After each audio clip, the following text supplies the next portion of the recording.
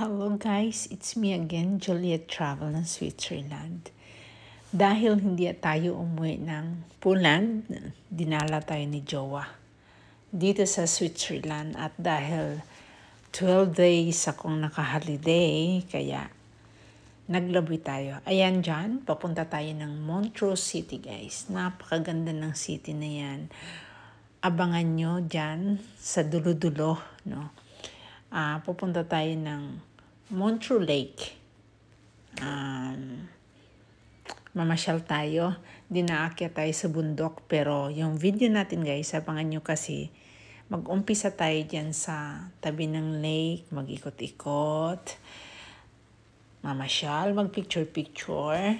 At dahil si Jowa ay hindi magaling sa pag-picture, siya na lang yung nagiging model ko. Ako na lang yung nagiging photographer. Dahil minsan lang din naman siya mag-travel by train. Gusto niya lagi nakasasakyan. So at this time, nag-train siya. Dahil mas masarap mamasyal ka kapag naka-train tayo. Less stress, no, sa kanya. Kaya, first time niyang train sa Switzerland. Ayan, nakikita nyo yan guys. Yan yung lake.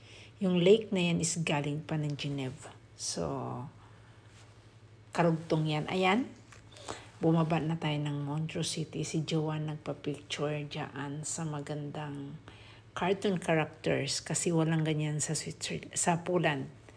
Ayan yan sa lake na dyan. Nag-ikot-ikot kami, picture-picture, video-video. Ayan yung mga video natin para sa inyo. Ayan yung boat na yan is galing pa yung Geneva. Geneva to Montreux, nagbo-boat din tayo. May mga upload tayo dyan. So, yung mga hindi pa, yung mga bago sa channel natin guys, puntahan nyo yung mga old videos para makita nyo kung gaano napakaganda ng Switzerland. Ayan, dahil napagod na kami sa paglalaboy. Kumain kami sa isang Vietnamese kainan sa tabi ng lake. No?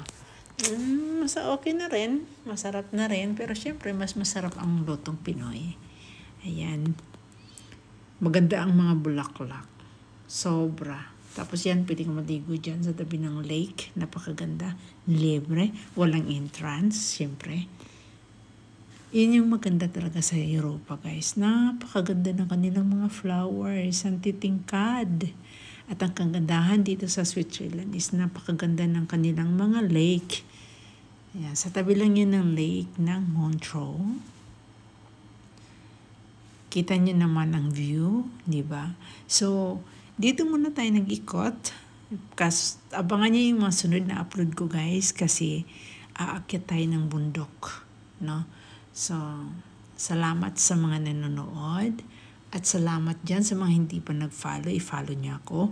Kung gusto niyo makakita ng napakagandang lugar ng Switzerland, nagla-live tayo sa kabilang apps, no? So, everyday ako nagla-live doon sa mga gustong makakapanood ng live talaga everyday.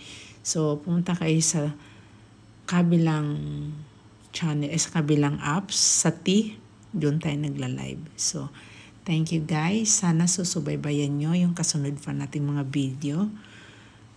Dahil ma-miss kayo sa ganda ng Switzerland. Promise. Napakaganda. At sa mga gustong magtanong dyan kung paano pumasok ng Switzerland, paano magtrabaho, doon kayo sa no? Juliet in Switzerland. Yung pangalan ko doon. Doon ako nagla-live everyday. Sa mga gusto lang naman. Tingnan mo. No? Kung may mga katanungan kayo kung paano magtrabaho, paano pumasok, transparent ako nagbibigay doon guys sa live ko. Doon nga lang sa live, no? So, follow for more. Lagi kong sinasabi, follow for more. Thank you so much sa mga nanonood, nagsusubscribe. Montreux pa lang to guys. So, sumama kayo sa iba nating mga video. Dahil, ayan na yung paakyat ng bundok. So, abangan nyo yung kakasunod na video nito. Kasi, hanggang dito na lang muna yung video ko. yan na yung paakyat. So, salamat sa inyo at sana panoorin nyo pa rin yung susunod nating video. Follow for more. Thank you so much.